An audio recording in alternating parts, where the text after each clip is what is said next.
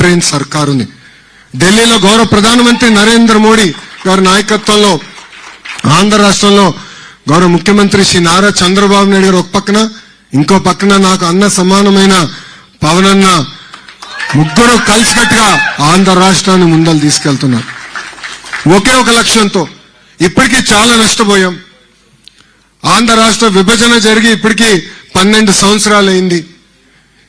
ఇంకా ఆ విభజనలో మనం పడుతున్న ఇబ్బందులకి ఇప్పుడు కూడా మనం ఎదుర్కొంటున్నాం. ముందరికి వెళ్లాలనే లక్ష్యంతో ముగ్గురు కలిసికట్టుగా వచ్చి ఈ రోజు ఆంధ్ర రాష్ట్రాన్ని ముందలు తీసుకెళ్తున్నారు. విశాఖ ఉక్కుని కాపాడుకున్నాం. విశాఖ రైల్వే జోన్ ఏర్పాటు చేసుకున్నాం. తొందరలో కర్నూలులో కూడా హైకోర్టు బెంచ్ ఏర్పాటు చేయబోతున్నాం. పోలవరం పనులు కూడా పెద్ద ఎత్తున పరిగెత్తిస్తున్నాం. ఆగిపోయిన అమరావతి పనులు కూడా మీరందరూ చూసుంటారు ఎంత స్పీడ్ గా ఈరోజు పరిగెత్తిస్తున్నారు. వాస్తవంగా చెప్పాలంటే రాష్ట్రానికి అవసరమైన ఆక్సిజన్ గౌరవ ప్రధానమంత్రి శ్రీ నరేంద్ర మోడీ గారు మనకి ఈరోజు అందిస్తున్నారు. ఇక్కడున్న తెలుగు జాతి మొత్తం మనం ఒక విషయం ఆలోచించాలి. ప్రభుత్వం కొనసాగింపు అనేది చాలా చాలా అవసరం.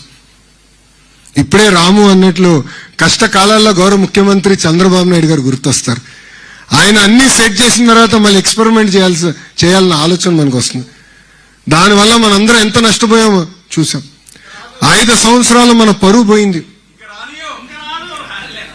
మనందరం కలిసికట్టుగా పనిచేయాలి. ఈరోజు గుజరాత్ ని చూడండి, 5-6 టర్మ్లు కంటిన్యూస్ గా ఒకే ఒక్క ప్రభుత్వం వస్తుంది కనుక వాళ్ళు ఎంత స్పీడ్ గా ముందరగలుగుతున్నారు.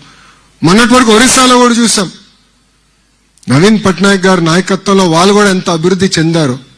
సో ఆంధ్ర రాష్ట్రంలో కూడా ప్రభుత్వం కొనసాగింపు అనేది చాలా చాలా అవసరం. దాంట్లో మనందరం భాగస్వామ్యం అవ్వాలని ఈ సభాముఖంగా నేను మిమ్మల్ని అందరినీ కోరుకుంటున్నాను. ఇది మన ప్రభుత్వం.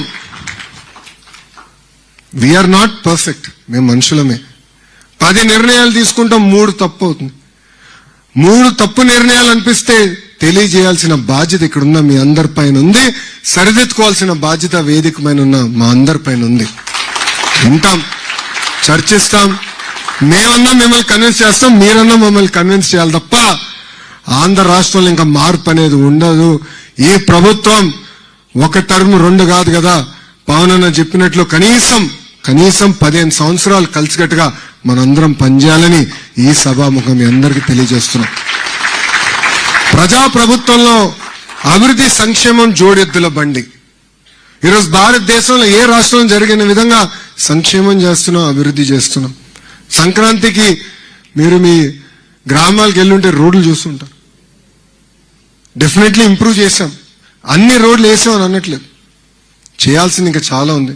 కానీ ఇన్ఫ్రాస్ట్రక్చర్ ఇంప్రూవ్ చేశాం, కరెంట్ ఛార్జీలు తగ్గించాం, ఇచ్చిన హామీ మేరకు యుద్ధ ప్రాతిపదికంగా డిఎస్సి పూర్తి చేశాం. 150 రోజుల్లో సుమారుగా 220 కేసులు వేసిన ఈ ఏడుపు కొట్టు బ్యాచ్ కేసులు వేసిన నిలబడి అద్భుతమైన నోటిఫికేషన్ ఇచ్చాం. వెనుకనే డిఎస్సి పూర్తి చేశాం. 6,000 మంది కానిస్టేబుల్స్ కూడా ఏకంగా వాళ్ళ పోస్టులు భర్తీ చేశాం. ఇంకా రాజధాని పనులు ప్రారంభించాం. మన నినాదం ఎప్పుడు ఒకటే, ఒకే రాష్ట్రం ఒకే రాజధాని, కానీ అభివృద్ధి వికేంద్రీకరణ. అన్ని ప్రాంతాలు సమగ్ర అభివృద్ధి చెందాలని మేము అహర్నిశలో పనిచేస్తున్నాం. నేను నవ్వుతా టీజీ భరత్ గారు కూడా చెప్పారు, కేబినెట్ లోనే పోటీ జరుగుతుందేమో అనిపిస్తుంది. గౌరవ ముఖ్యమంత్రి గారి నాయకత్వంలో ఒక పక్కన నేను విశాఖపట్నం ఎకనామిక్ కారిడార్ అంటే, ఇంకో పక్కన మన TG Bharat Tirupati economic corridor అంటున్నారు.